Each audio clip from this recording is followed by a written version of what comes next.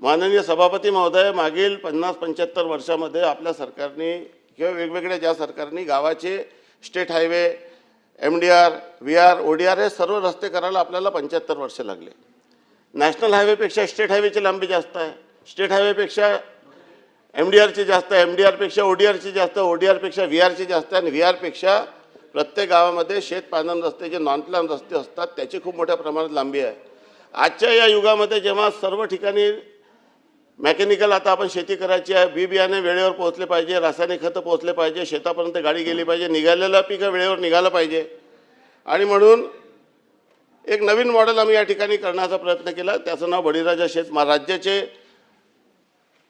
दिवंगत उपमुख्यमंत्री माननीय अजित पवार साहेबांनी महाराष्ट्र आपल्या खालच्या सभागृहात या ठिकाणी जाहीर केलं होतं की बळीराजा शेत पालन रस्ते आपण करू आणि मला सांगताना आनंदाने अभिमान वाटतंय की एक पॅटर्न आम्ही राज्यामध्ये वेगवेगळ्या लोकांनी केलं। अभिमन्यू पवार साहेबांनी एक पॅटर्न केलं, बच्चू कडू साहेबांनी त्यांच्या विधानसभेत एक पॅटर्न केलं आणि मी देखील माझ्या विधानसभेमध्ये शेतकऱ्यांच्या शेत रस्ते कमी खर्चामध्ये कसे करता येईल या दृष्टीने आम्ही खूप, कारण की एवढ्या मोठ्या प्रमाणामध्ये जी लांबी आहे हे पूर्ण कधी करणार। 75 वर्ष आपल्याला गावाचे पोस्ट रस्ते करायला लागले, त्यापेक्षा 5 पटीने शेतीचे रस्ते जास्त आहे आणि मग पुढचे 100-150 वर्ष जर आपण हे सर्व करू शकलो नाही तर मग हे आपण भविष्यात कसे करू शकणार। त्यामुळे किमान त्यांना जे मजूर त्या शेतात जात नव्हते, यंत्रसामुग्री जात नव्हती, रासायनिक खतं लोक पावसाळ्याच्या पूर्वी नेत होते, बी बियाणे पहिले नेत होते, पीक निघालं तरी मात्र शेतातून घरी आणता येत नव्हतं आणि म्हणून माननीय मुख्यमंत्री महोदयाचा मी मनापासून आभार व्यक्त करेल की त्यांनी ही योजना ड्राफ्ट करण्याची जबाबदारी माझ्यावर दिली।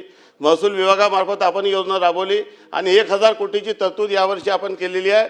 ते पूर्ण 1000 कोटीमधून महाराष्ट्राच्या प्रत्येक विधानसभेमध्ये ग्रामीण आमदारांना इररिस्पेक्टिव्ह ऑफ पार्टी महाराष्ट्राच्या सर्व प्रत्येक विधानसभेला त्या ठिकाणी आपण विधानसभेच्या सदस्याच्या समितीला आपण या ठिकाणी केलेली आहे। त्या माध्यमातून कमी खर्चामध्ये आपल्याला या सर्व महाराष्ट्राच्या पूर्ण 358 तालुक्यामध्ये प्रत्येक शेतकऱ्यांचे रस्ते करून एकदा शेताचा रस्ता झाला की त्याच्या शेताची किंमत वाढते, यंत्रसामुग्री गेली तर बियाणे व्यवस्थित जाते आणि पीक वेळेवर पोहोचू शकतो। यंत्रसामुग्री शेतात गेली, अनेकदा तर मजूर देखील त्या शेतामध्ये रस्ता नाही तर जायला तयार नाही, अशा पद्धतीची परिस्थिती आहे।